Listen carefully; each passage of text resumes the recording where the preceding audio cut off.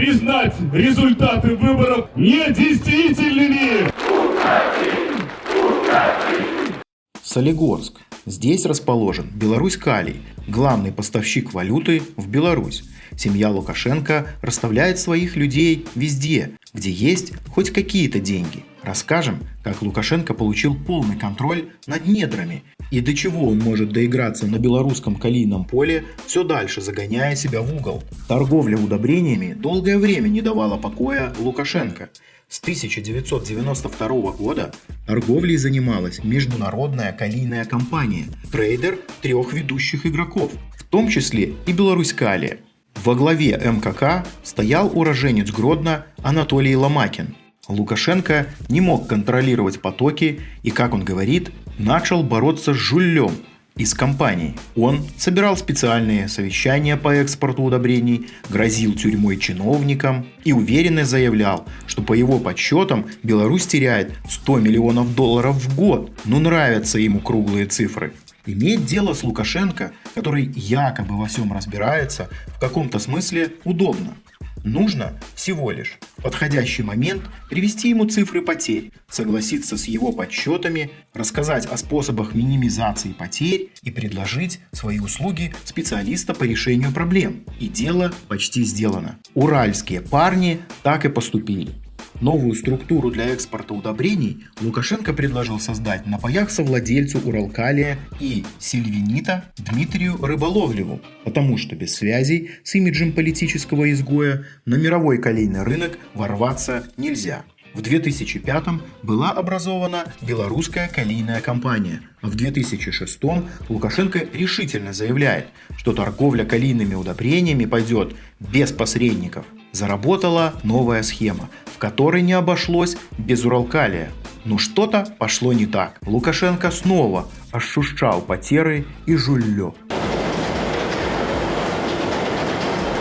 После 7 лет торговли под патронажем КГБ и оперативно-аналитического центра Вакульчика и Виктора Лукашенко создают комиссию, которую возглавил Сергей Румас. Эта комиссия должна была провести анализ эффективности продаж удобрений. Снова посчитали потери и объявили о рейдерском захвате. Результатом анализа стал скандал с Уралкалием. Тогда отличился премьер Мясникович.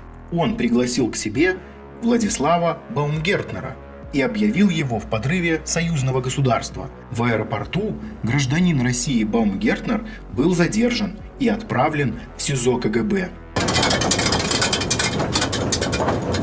Калийный конфликт уходит корнями в попытку Керимова, самого крупного акционера Уралкалия, приобрести Беларусь-Калий. Тогда Лукашенко испугался потери контроля над основным поставщиком валюты и заявил неадекватную цену на актив – $30 миллиардов.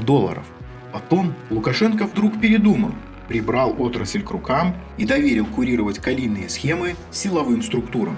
Кто же куратор? Появился клон БКК, не закрытое, а открытое акционерное общество с эксклюзивным экспортом.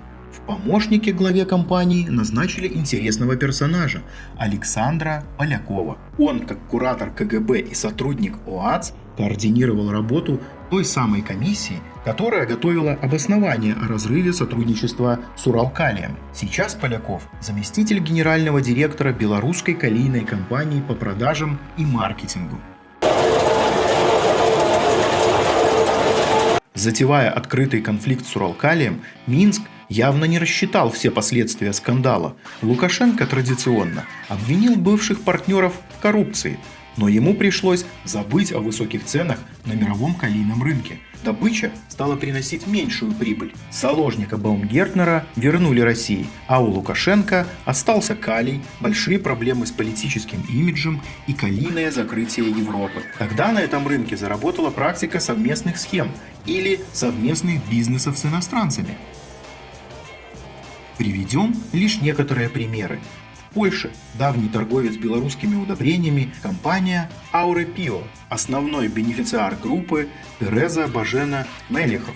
В 2015 она вошла в топ-100 самых богатых польских бизнес-вумен по версии издания «Пульс бизнесу». В лице семьи Мелихов Беларусь Калий получил серьезного лоббиста своих интересов на рынке Евросоюза. Реализацией продукции Беларусь Калия в Европе занимается и австрийская компания Soltrade. 49% компаний принадлежит Солигорскому комбинату и 51% Vipix Handels, которую контролирует Виктор Подлесный. Виктор Подлесный с долей 100% из династии Анатолия Подлесного, который возглавлял Беларусь Калий еще при Советском Союзе. Что интересно, Подлесный спокойно торгует удобрениями с 2012 года, даже после грозных слов Лукашенко о фирмах, где детки руководителей предприятия являются работниками или учредителями, и эти фирмы получали заказы от Беларусь Калия. Подлесный нигде не светится. Реализация удобрений осуществляется в абсолютно закрытом режиме. Возможности участвовать в тендере нет. Беларусь Калий просто выделяет лимиты по количеству и цене для своих компаний. Смысл схемы – это цена, по которой Подлесный получает калий, и цена, по которой продает. Разница оседает в Vipix, Handels, ГМБХ. Ну и, конечно, в накладе не остаются кураторы, семья Лукашенко. Еще один Подлесный – Игорь, главный инженер Беларусь Калия. Ему удалось запатентовать новый метод добычи руды в отработанных шахтах. Основой метода стало усовершенствование советских расчетов. При выполнении работ по методу Подлесного в Солигорске случилось 2 громких ЧП, в которых погибли люди. Но он так и работает главным инженером. Но главный игрок белорусского калийного поля – Лукашенко. Он передал Гуцериеву, которого многие аналитики и эксперты признают кошельком, недра Старобинского месторождения. Под кредитные гарантии белорусского правительства друг семьи Лукашенко строит Нежинский горнообогатительный комбинат «Славкалий». После ввода комбината Беларусь выйдет на первое место в мире по объему добычи калийных удобрений. Именно Гуцериев планирует получить монопольное право на экспорт белорусских калийных удобрений и полный контроль над белорусской калийной компанией. Так Лукашенко торгует страной. Но это еще не все. Когда-то Лукашенко выжил по максимуму из ареста и взятия в заложники Баумгертнера. Он добился главного – смены собственника, точнее, контролирующего акционера Уралкалия. Керимов вышел из состава владельцев этой корпорации, пришел Михаил Прохоров. Но особенно интересна здесь фигура близкого к Лукашенко российско-белорусского бизнесмена Дмитрия Мазепина. В ноябре 2020 года Уралхим Мазепина закрыл сделку по приобретению контрольного пакета акций Уралкалия. Акции были куплены у кипрской компании Ринсока Трейдинг, широко неизвестного белоруса Дмитрия Лобяка, давнего бизнес-партнера Мазепина. В результате доля Ринсока Трейдинг в Уралкалии снизилась до 18,5%, а компании Мазепина выросла до 81,5%. Продажа пакета Уралкалия белорусского бизнесмена Лобяка в пользу Мазепина, по сути, может быть гуманитарной помощью Лукашенко. Сделка оценивается в $2 миллиарда. Деньги отойдут белорусу Лобяку, который, как и сам Мазепин, считается не чужим человеком для Лукашенко. Сделать транш с кипрского офшора при желании несложно. Итак, Мазепин выкупил долю своего однокурсника по Минскому Суворовскому училищу.